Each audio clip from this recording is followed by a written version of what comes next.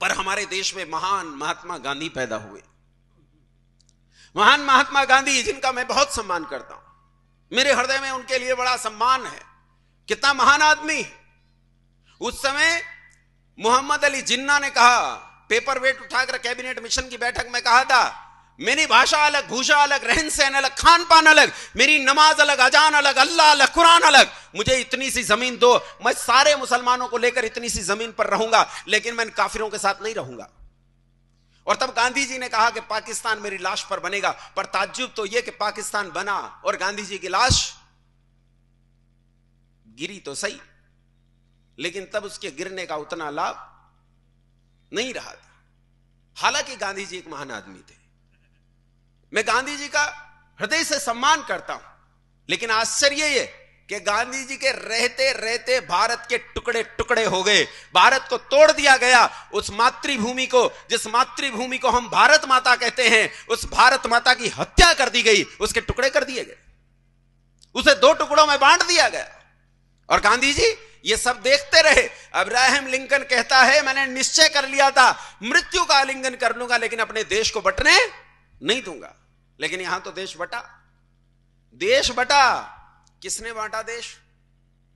किसने बांटा देश? अच्छा ये बताओ, तुम ऐसे लोग हो, मुझे तो ताज्जुब होता है कि भारतीय लोग कैसे लोग हैं, जो हमारी मां का हत्यारा है हम उसे भी सम्मान देते, उसे भी सम्मान देते जो हमारी मां का हत्यारा है। तुम एक शेर गाते हो, यूनान मिस्र रोमा मिट गए सभी जहां से, कुछ बात है कि हस्ती मिटती नहीं हमारी।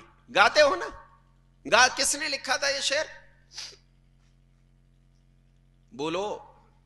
इसी का एक और गीत गाते हो तुम 15 अगस्त 26 जनवरी पे, सारे जहां से अच्छा हिंदुस्तान हमारा, हम बुलबुले हैं इसकी, ये गुलसिता हमारा। किसने लिखा था ये गीत? अल्लामा इकबाल। किसने लिखा था ये गीत?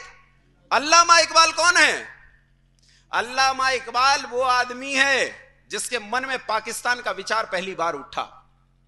जिन्ना तो इसके हाथ की कठपुतली था, असली आदमी जो पाकिस्तान को अपने दिमाग में लेकर आया वो अल्लामा इकबाल था। अल्लामा इकबाल, तुम जानते नहीं हो अल्लामा इकबाल कौन था? नाम से तो पता चलता है। बोलो कौन था अल्लामा इकबाल? अरे बोल पड़ो। क्या था? कश्मीरी पंडित।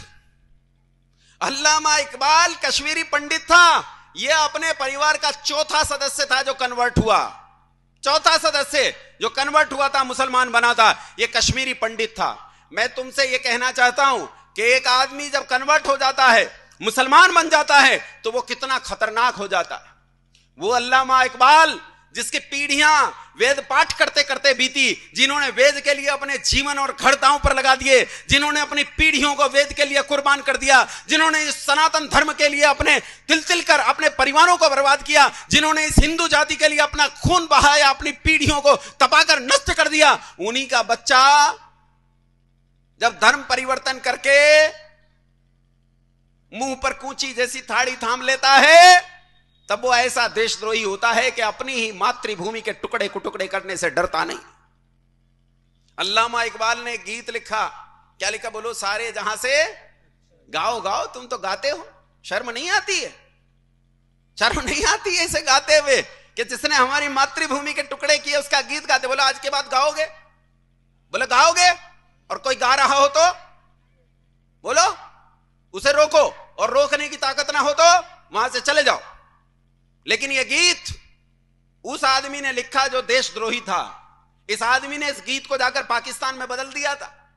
वहां जाकर इसने इस गीत का नाम रखा कौमी तराना, और गीत को बदल दिया। वहां उसने गाया, सारे जहां से अच्छा पाकिस्तान हमारा, मुस्लिम है हम वतन है पाकिस्तान हमारा, तेगों के साए में, तेग समझते हो? तेग समझते हो? तलवार।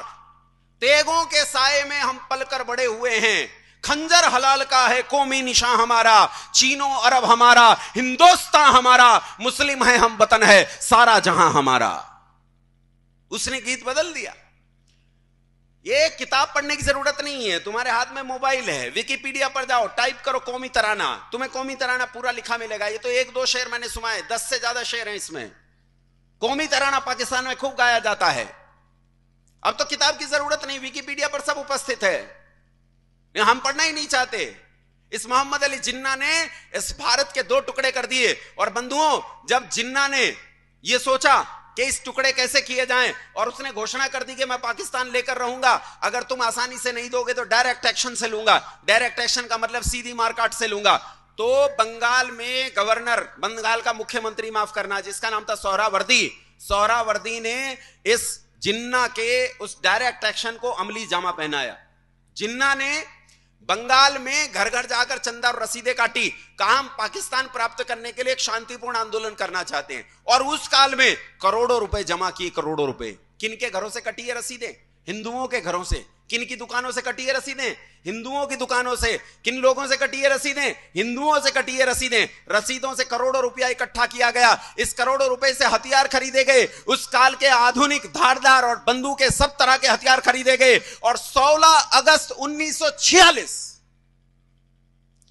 टाइप करना इस पर, 16 अगस्त 1946, और ढूंढना कि 16 अगस्त 1946 को क्या हुआ था। तुम्हें इतिहास नहीं पढ़ाएगा ये, तुम्हें यह मैकाले की शिक्षा नहीं पढ़ाएगी 1946 में क्या हुआ था, 16 अगस्त 1946 को क्या हुआ था। लेकिन विकिपीडिया पर सब मौजूद है, सारे चित्र मौजूद हैं। 16 अगस्त 1946 की वो भयानक रात, जिसे कलकत्ता किलिंग्स के नाम से जाना जाता है। रात के 1:30 बजे मुसलमानों ने अपने हथियार निकाले और सोते हुए 95% हिंदुओं का कत्ल कर दिया।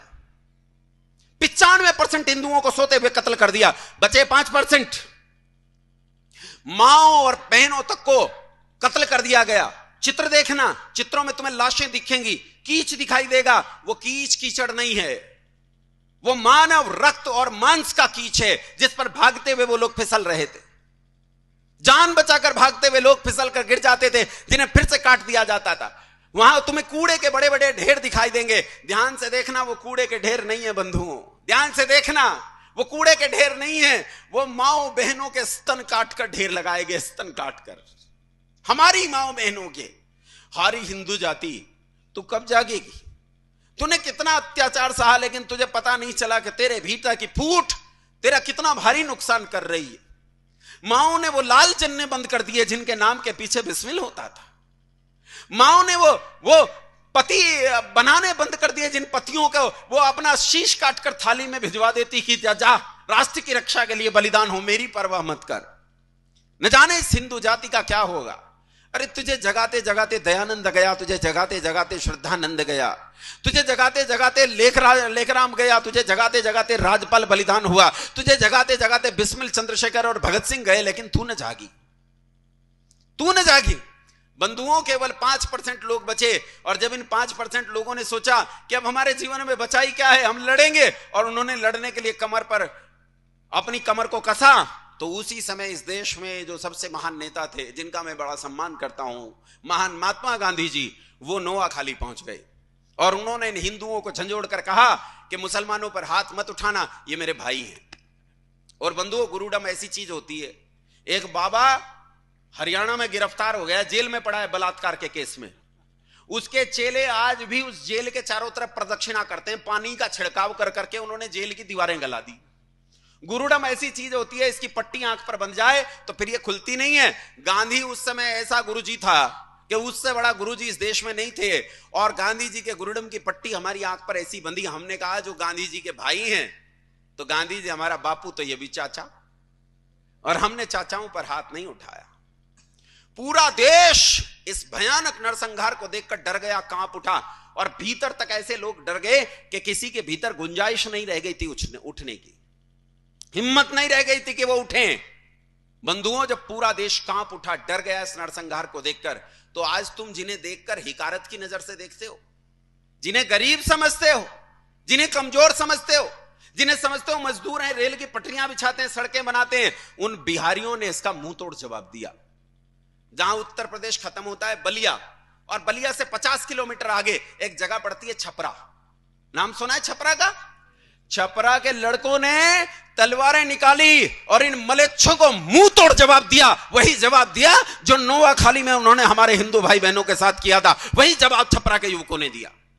लेकिन वो ऐसा जवाब दे पाते कि ये भी उसी डर में पहुंच पाते, उससे पहले गांधी जी छपरा पहुंच गए और एक एक घर का दरवाजा खटखटाया और खटखटाकर उन्हें समझाया कि मेरे भाई हैं, इन पर हाथ मत उठाना, और उन लड़कों ने हथियार रख दिए। लेकिन ये आग, ये युद्ध, ये फैल गया बिहार से उत्तर प्रदेश, उत्तर प्रदेश से पंजाब, पंजाब से दिल्ली, और दिल्ली से पंजाब के रास्ते होता हुआ पाकिस्तान वाले उस पंजाब में जा पहुंचा, लाहौर रावलपिंडी में। भयानक मारकाट मची। गांधी जी पूरे देश में घूमते रहे और उन्होंने हिंदुओं को हथियार उठाने से साफ मना कर दिया। 7 महीने के भीतर भीतर इतिहास बताता है 22 लाख हिंदुओं का कत्ल कर दिया गया। 22 लाख लोगों का कत्ल कर दिया गया। और बंधुओं, गांधी जी तो महान है, आपको पता ही है। मैं तो गांधी जी का भक्त आदमी हूं। गांधी जी कितने महान हैं इसका आकलन एक छोटी सी बात से लगाओ। गांधी जी ने लोकतंत्र के मुकुट में नई नई मणियां जोड़ी हैं। जब यह देश आजाद हुआ तो सोचा प्रधानमंत्री कौन बनेगा, तो कहा पहला प्रधानमंत्री तो मनोनीत किया जाएगा। तो पहले प्रधानमंत्री को मनोनीत करने के लिए 2 नाम सामने आए, एक सरदार वल्लभ भाई पटेल और दूसरा, बोलो बोलो, तुम्हारे प्रिय चाचा जी, क्या नाम था उनका, पंडित जवाहरलाल। 16 रियासतों ने मतदान किया और 13 वोट मिले सरदार वल्लभ भाई पटेल को। प्रधानमंत्री कौन बनना चाहिए था? अरे बोल पड़ो, कहते तो यह है बाकी की 3 वोट खारिज हो गई थी, यानी नेहरू जी को एक भी वोट नहीं मिली। अब देखो गांधी जी की महानता।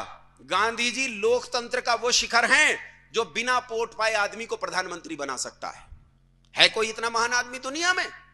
मैं कहता हूं गांधी जी जैसा महान आदमी दूसरा नहीं हो सकता। वो ऐसा व्यक्ति है जो बिना वोट पाए आदमी को भी प्रधानमंत्री बना सकता है। बंधुओं, गांधी जी के खिलाफ इस पूरे देश में एक ऐसी भावना फैल गई कि लोग गांधी जी को देखना पसंद नहीं करते थे। गांधी जी जब नोआखाली गए तो स्त्रियों ने अपनी चूड़ियां फोड़कर, अपने घर में बोतलें और कांच की बोतलें और कांच का सामान फोड़कर गांधी जी के पांव में फेंक दिया। फूल नहीं बिछाए, गांधी जी के पांव में कांच फेंक दिया, लोहा फेंक दिया। जहां जहां गांधी जी गए लोगों ने इन पर थूका, यह स्थिति हुई। लेकिन बंधुओं, गांधी जी के खिलाफ इस भावना ने एक परिस्थिति पैदा कर दी कि लोग गांधी जी की हत्या कर देना चाहते थे। गांधी जी की हत्या हुई कौन सी तारीख में? अरे बोल पड़ो, 30 जनवरी को। कौन सी तारीख को हत्या हुई? और पहला हमला कब हुआ गांधी जी पर? 20 जनवरी में। पहला हमला हुआ 20 जनवरी में और 30 जनवरी में नाथूराम गोडसे ने गांधी जी की हत्या कर दी। 20 जनवरी से लेकर 30 जनवरी तक गांधी जी पर 5 हमले हुए। इस बीच में नेहरू की पुलिस, पूरे देश की पुलिस गोडसे को नहीं ढूंढ पाई। वो गोडसे को ढूंढ नहीं पाए कि गोडसे कहां है, और गोडसे ने 30 जनवरी को आकर हत्या कर दी गांधी जी की।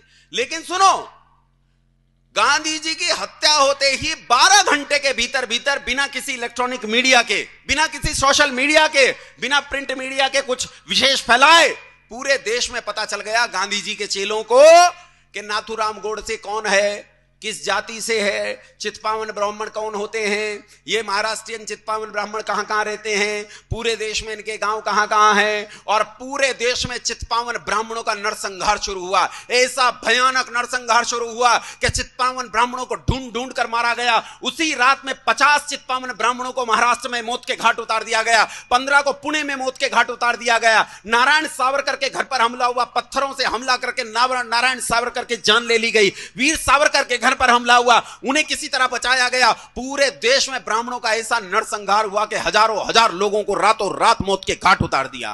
किन लोगों ने? अहिंसा के पुजारियों ने। अहिंसा महान है, गांधी जी महान है। गांधी जी मर गए। गांधी जी के मरने की जब बात आती है तो गांधी जी की हत्या का जिक्र आता है। और बंधुओं, जब भी किसी हत्या का जिक्र आता है तो उसके हत्यारे का नाम भी हत्या के साथ आता है। हां के ना? हां के ना? जब रावण की हत्या का जिक्र आता है तो मर्यादा पुरुषोत्तम भगवान श्री राम का नाम आता है। जब कंस की हत्या का जिक्र आता है तो योगी राज श्री कृष्ण चंद्र का जिक्र आता है। और बंधुओं, जब गांधी की हत्या का जिक्र आता है तो हुतात्मा नाथूराम गोडसे का जिक्र आता है। गोडसे ने हत्या करके गलती की, और जो आदमी हत्या करता है वो हत्यारा है, उसे फांसी चढ़ना चाहिए। बोलो हां के ना? हां ना बोल पड़ो। फांसी मिलनी चाहिए कि नहीं? गोडसे को फांसी मिली, गोडसे को फांसी हुई। गोडसे को फांसी पर लटका दिया गया, मार दिया गया। लेकिन मैं पूछना चाहता हूं, जिसने हत्या की उसे फांसी होनी चाहिए कि नहीं? हां ना बोलो, हां ना बोलो। और अब मेरे प्रश्न का उत्तर दो।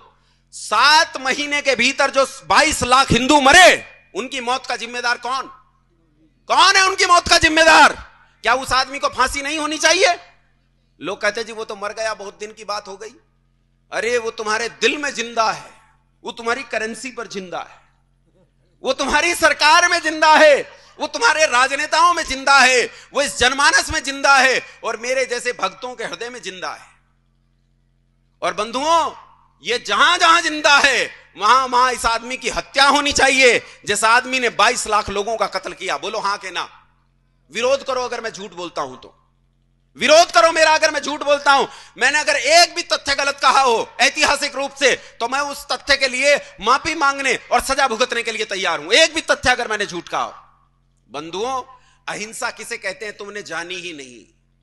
अहिंसा प्रतिष्ठायाम तत्सन्निधौ वैरत्यागः। ऋषि पतंजलि कहते हैं अहिंसा किसे कहते हैं। अहिंसा प्रतिष्ठायाम तत्सन्निधौ वैरत्यागः किसे कहते हैं? वैर का त्याग करने का नाम अहिंसा है। हम किसी से वैर नहीं करते, लेकिन न्याय का उल्लंघन नहीं करते। अगर न्याय उल्लंघन हो रहा हो तो हम खड़ग निकालते हैं। भगवान राम जो अहिंसा को गांधी जी से ज्यादा अच्छे से जानते थे, भगवान राम जिनका जीवन मर्यादाओं की परिधि में बंधा हुआ था, उन्होंने रामायण जैसा भयंकर युद्ध लड़ा। अगर वो अहिंसक न होते तो क्या वो ऐसी गलती कर सकते थे? बंधुओं, अहिंसा किसे कहते हैं? कारण न हो तो चींटी जैसे छोटे प्राणी को भी दुख नहीं देना, लेकिन कारण हो तो लाखों लाख मनुष्यों का वध कर देना भी क्या कहलाती है? क्या कहलाती है? भगवान श्री कृष्ण। समय हो गया क्या? अच्छा, मुझे लग तो रहा था कि संचालक महोदय बहुत देर से अंगड़ाई ले रहे हैं, मैं समझ नहीं पाया। भगवान श्री कृष्ण, उन्होंने महाभारत जैसे युद्ध का नेतृत्व किया। बंधुओं, यदि कारण हो तो लाखों लाख मनुष्यों का वध कर देना भी क्या कहलाती है? अहिंसा कहलाती है। एक सिद्धांत तुम्हारा गड़बड़ हुआ और तुम्हारा देश 3 टुकड़ों में बट गया। पिछले 270 साल में भारत के 13 टुकड़े हुए हैं। अगर तुम अब भी नहीं जगे तो इस भारत के अभी भी लोग नारे लगा रहे हैं, भारत तेरे टुकड़े होंगे इंशाअल्लाह इंशाअल्लाह। इसलिए चेतो, जागो, समझो कैसे हम इस देश को बचाएं। रात्रि में चर्चा करूंगा। जो लोग कल आए थे और इस समय भी आए, उनकी रात्रि में बात ज्यादा समझ में आएगी। और जो घंटे छोड़ रहे हैं, जो पीरियड्स में बंक मार रहे हैं, जो क्लास के समय चाट खाने चले जाते हैं, उनकी बात कम समझ में आएगी। लेकिन रात में बताऊंगा कि इस राष्ट्र की वास्तविक समस्या का समाधान क्या है। बहुत धैर्य से इतनी देर तक आप लोगों ने मुझे झेला, उसके लिए बहुत धन्यवाद। आप सभी को सादर प्रणाम।